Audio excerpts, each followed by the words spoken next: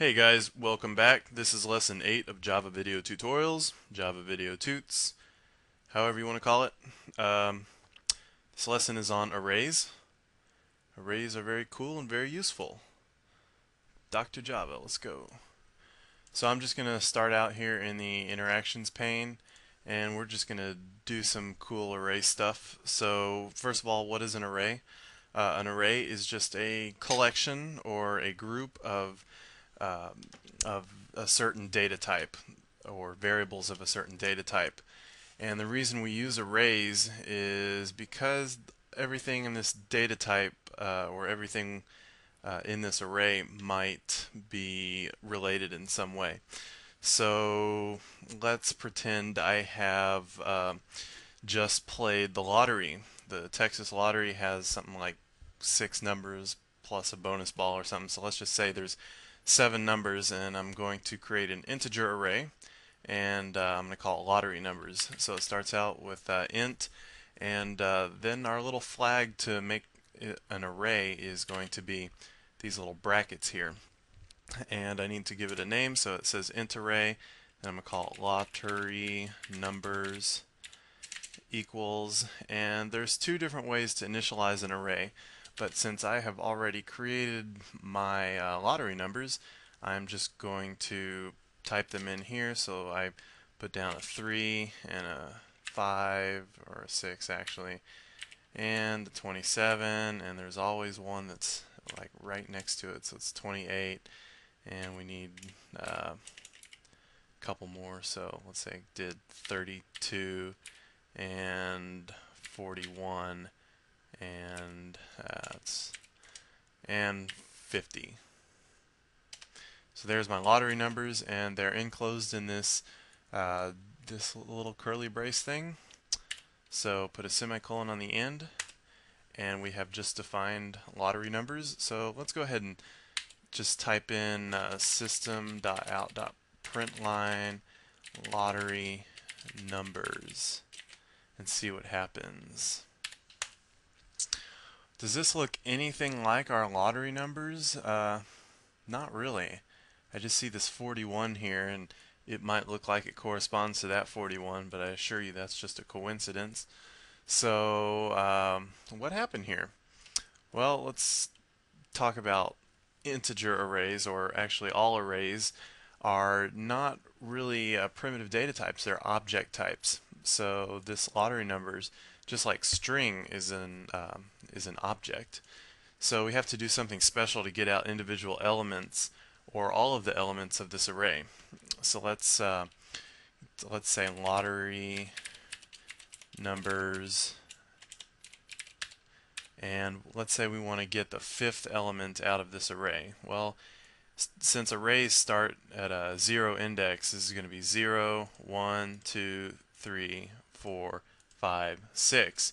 So if we want the 5th element, that's 0, 1, 2, 3, 4. So I can say the 4th index, and it will give me back 32. And of course I can give it any index I want, and it will give me back the proper number. But what happens if I specify an index that doesn't exist, like 7? Let's go back and hit 7. What's going to happen? I'm going to get this array index out of bounds exception. AIOOBE, very, very bad thing to happen in your program. This is called an unchecked exception, or a checked exception. It's called a checked exception because this exception, you should be able to prevent this in your code. No matter what happens, you should never be getting this exception, because you should always have a way to make sure you're not passing a bad value to an array. So I only get back good stuff, i.e. no exception, when I put in the array, when I put in a proper index. So let's do a system.exit, and that basically resets my interactions here. So let's define the same array a different way. Let's go int array lottery, I'm just going to call it lottery this time, equals, and this is the second way you can define an integer array. Say new int, and inside of this bracket I want to put the number of elements that I'm going to have in my integer array. So let's say I want 7 numbers for my lottery ticket. And now lottery has been initialized, but the problem is we haven't gone through and told it what each element in the array is going to be. So the way we do that is by adding individual statements like this, and you can just keep going up one by one. This is getting very tedious, so you're probably not ever going to populate an array one by one like this. And you'll learn how to do that through loops in the next lesson. So if I just keep going through, and not 15 but 2, and then this can be 15, I can keep going through and defining all these values. So if I were to say lottery 3 and just print that out without even defining it, you'll see that it's 0. So it initialized every element as 0. But if I go back and say 0, lottery of 0 is going to be 3, because we have assigned the 0th index to the value 3. So inside the brackets you can really do lots of stuff. So let's go and say like 6 equals 521, and inside of these brackets here you can really put anything you want. If I wanted to, I could put like another lottery 0. So what's going to happen is it's going to run this here, it's going to get the value of this, which is 3, and then it's going to get the 3rd index value of lottery, or since we haven't really defined that, let's do lottery 1, which is 6. So this should print out 521 for me, and you see there it does. So very cool. We have arrays, and then the only other thing is going to be you can have arrays of any type that you want. There is a default value for your primitive arrays, so that's going to be your integer, your character, your double value, your Boolean value, all those. They all have a default value. So if I were to create a Boolean array,